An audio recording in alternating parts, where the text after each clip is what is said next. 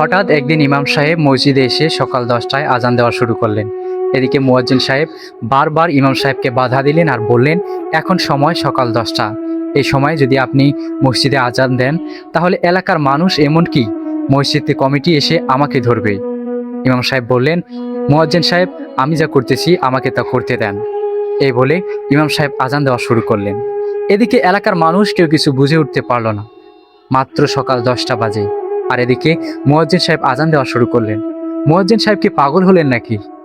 দোকানে বসা সকল মানুষ থেকে শুরু করে এলাকার সবাই মনে হয় আকাশ থেকে পড়লো। এখন সময় সকাল 10টা, এখন আবার কিসের আজান? সবাই মিলে ছুটে চলল মসজিদের দিকে। এলাকাবাসী থেকে শুরু করে সবারই এক কথা, আজ অসময়ে আজান দেওয়ার কারণে ইমাম সাহেবের বিচার হতেই হবে। এর মাঝেই ইমাম সাহেব বললেন, সবার কথা শেষ, এখন আমি একটি কথা বলতে চাই। অসময়ে আজান দিয়েছি, এজন্য এলাকার সবাই মিলে আসছেন আমার বিচার করার জন্য। আর যখন মুয়াজ্জিন সাহেব সময় মতো 5 ওয়াক্ত নামাজে সময় মতো আজান দেয়, তখন তো আপনাদের কাউরে দেখা যায় না। যখন 5 ওয়াক্ত নামাজ পড়ি তখন আমি এবং মুয়াজ্জিন সাহেব ছাড়া আপনাদের কাউকে দেখা যায় না। আর এই যে সভাপতি সাহেব, আপনারা তো শুক্রবার ছাড়া মসজিদে দেখাই যায় না। আপনি সভাপতি হয়ে যদি ঠিকমতো নামাজ না পড়েন তাহলে এলাকার মুসল্লিরা কিভাবে নামাজ পড়বে? আপনি সভাপতি হয়ে যদি সময় মতো নামাজে না আসেন তাহলে মুসল্লিরা কিভাবে আসবে? আমি এটা বোঝানোর জন্যই অসময়ে আজানটা দিয়েছি, আর আপনাদের কানে আজানটা পৌঁছায়, আর আপনারা চলে আসছেন আমার বিচার করার জন্য।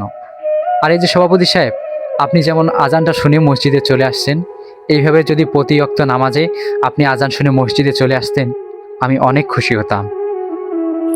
আজকের ভিডিওটির মূল শিক্ষা হলো, সমাজের দায়িত্বশীল ব্যক্তি বা সভাপতি যখন নিজের সঠিক দায়িত্ব পালন করেন না, তখন সাধারণ মানুষের মধ্যে সচেতনতা তৈরি হয় না।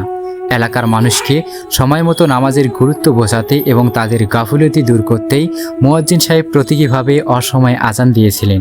সভাপতি বা দায়িত্বশীলরা নিজেরা ঠিকমতো নামাজে না আসলে সাধারণ মুসল্লিদের মধ্যেও ধর্মীয় অনুশাসন বজায় রাখা কঠিন হয়ে পড়ে। ভুল ধরিয়ে দেওয়ার মাধ্যমে সমাজের সবাইকে তাদের নিজেদের দায়িত্ব ও কর্তব্যের কথা স্মরণ করিয়ে দেওয়া এবং সচেতন করে তোলা এই ভিডিওর মূল উদ্দেশ্য।